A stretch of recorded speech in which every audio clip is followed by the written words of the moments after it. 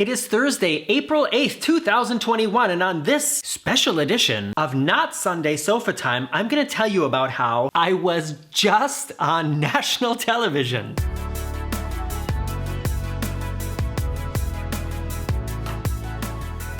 It is currently about 4 o'clock in the afternoon, my time, and my morning has been very exciting. It's actually been a really exciting week. This whole thing has been sort of brewing. It's been building momentum until this morning. And as a lot of you who I've been writing with on Facebook and on Patreon today, and also in my Instagram and Twitter have seen, I was on the CBS This Morning national news show in the US. It's a show hosted by Oprah's good friend Gayle King, and I was interviewed by Errol Barnett about my video on the very unofficial travel guides about why cruising is available in Europe right now and not in the United States. And I have to say a really big thank you to everybody on my Patreon who encouraged me to post this video. For those of you who don't know, Patreon is another place where I post videos and pictures and content, and it's a way that you can sign up to give your support to what I do here on YouTube. There's different levels, and very often you get to see videos before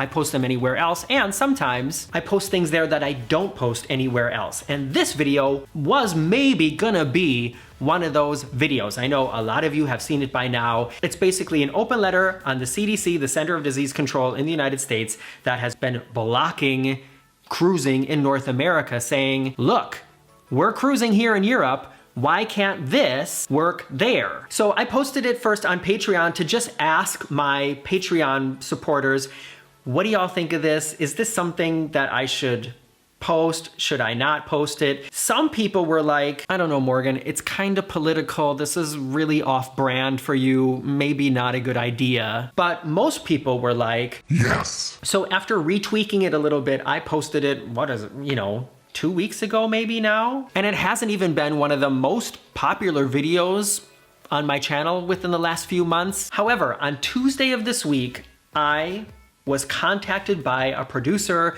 of CBS News to ask me if I would be willing to be interviewed about this video.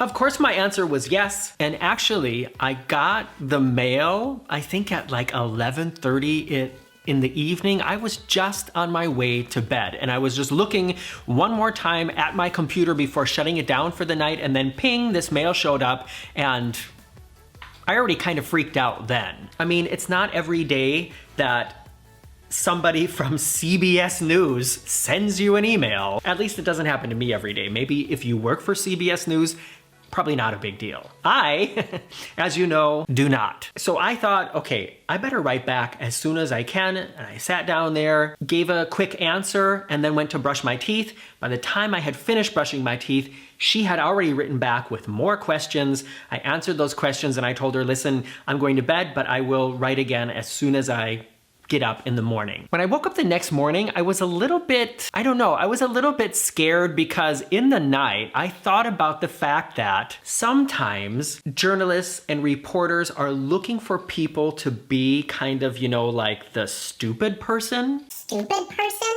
And I just wanted to be sure of two things. Two things were really important to me, and I'm gonna tell you what those two things are right after this little commercial break. Did you get one? What was it about? Write it in the comments below. First of all, I wanted to be sure that this was like a better way to say it, but like a straight news piece. I don't mean like not a homosexual news piece. I mean not a parody, not like something for The Daily Show. Because I really wanted to be sure that they weren't going to be using me as, a way to convey anything against cruising starting up again. And the second thing that was really important to me was that I was not listed or credited as an expert. I didn't want to be credited as an expert on anything, on cruising, on traveling, on the CDC's regulations. I made it very clear in the first mail I sent in the morning, I am not an expert. I am a travel vlogger, and that is what I want to be billed as and seen as if I am interviewed. And she wrote back, later that day, because I think she's in New York or maybe even Los Angeles, saying that she totally understands. And yes, I won't be listed as an expert. I will be listed as a travel vlogger. They listed me as a travel blogger. That's all fine. And originally, she had said she just wanted to get on a Zoom call with me herself, this producer, and ask me a few questions, and that it wasn't officially an interview. It was just sort of like a pre-interview situation. However, in that mail where she assured me that I won't be listed as an expert, she also said, by the way, we have a change of plans. The story's moving forward a little bit quicker, and the Zoom call this afternoon will be with reporter Errol Barnett, and it will be recorded. This is the interview. And I was like, okay. For those of you who don't know, Errol Barnett is a pretty well-known young journalist. He was on CNN for a long time, and now he works for CBS News. And you may know of him because he was the journalist that asked Joe Biden in a live interview if he didn't think it maybe would be a good idea to take some mental tests before starting the debate season. So when I realized that he was going to be interviewing me, I realized, okay, definitely legit. And then I also thought, oh my gosh, okay, this dude is not afraid to ask really uncomfortable questions. What is he gonna ask me? So my nerves rose like probably 150% at that moment. And I had like maybe 3 hours before the interview started. And I spent those 3 hours watching videos from Don, watching videos from Lolita Loca, watching videos from Sherry, watching videos from Emma, watching a whole bunch of videos to try to sort of do some research. So thank you to all those channels I mentioned and anybody else doing like CDC guideline videos right now and cruise cancellation videos right now. Thank you. You helped me prepare for this interview. And ultimately, even though I was asked a lot of questions about that stuff,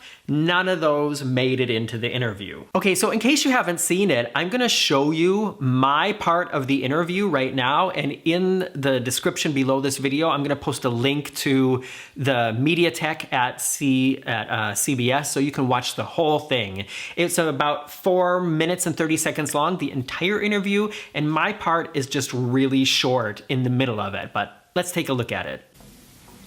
In mid-March, the CDC issued a no-sail order stopping all cruises from the U.S. I've done 4 cruises since COVID appeared, and I will be doing another one very soon. But cruises have resumed elsewhere. Morgan O'Brien is an American travel video blogger living in Germany. On board the ship, we're required to wear a surgical mask at any time we're moving around the ship. In videos like these, he's pushing the CDC to establish protocols cruise ships outside the U.S. are already using. People are getting temperature checks every day. We have to be tested. Doesn't that make it look like it's saying I'm the Royal Caribbean CEO with the billing down there?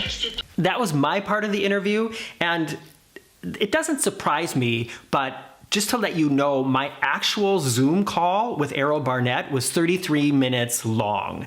And like I said, it was nerve-wracking because I didn't know exactly what my role was going to be in the interview, and I just wanted to be sure that I didn't say anything stupid. You know what I mean? Like, I really don't have a hard time sitting down and chatting in front of a camera. I guess that's pretty obvious, right? But when a reporter that you know from national TV, who you've seen talking to presidents, is like on my little I had my telephone up on the tripod and the lights, and there he is. It was just so wild, and I was so nervous.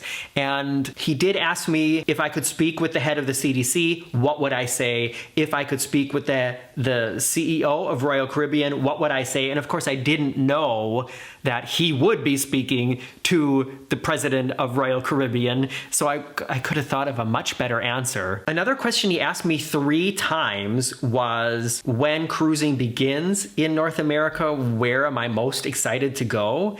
And it was weird that he asked me that 3 times, and he asked it sort of differently each time because I think he was looking for me to give a specific answer that I didn't give. I don't know what he was trying to get me to say, but I guess I didn't say it. And in the end, like I said, that also didn't make it into the interview, but it's just really exciting. And I've been on the news before. I've been on local news in Minnesota, and I've been on the news here in Germany as well as a roller coaster tester, basically, but I've never been on national news before. And so this is a really big deal. And I just feel I'm really proud. And oops, I just kicked the lights. I'm really proud and I'm really happy right now. I have so much adrenaline in my system.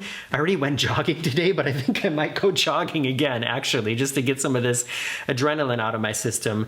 And I just want to, I wanted to share this like happiness with all of you, and also say thank you everybody for your support. You know, like I said, that video's gotten maybe 7,000, 8,000 views, but those views somehow got it to the attention of CBS News, and here we are. So thank you for that. Also, by doing that, by watching that video, by pressing thumbs up, by commenting on it, by supporting me and all these other ways you can do it, in a way, you have helped put even more pressure on the CDC to begin cruising again because of this interview and this whole news piece that was just on the television this morning. So good on you. Thank you very much. And yeah, I'm going to stop this video now, edit it, get it online, and just enjoy the rest of the day. People who I haven't heard from in a long time, like people I've worked with in the past and people who I went to high school with, have been writing to me on Facebook saying, oh my gosh, I just saw you on the news.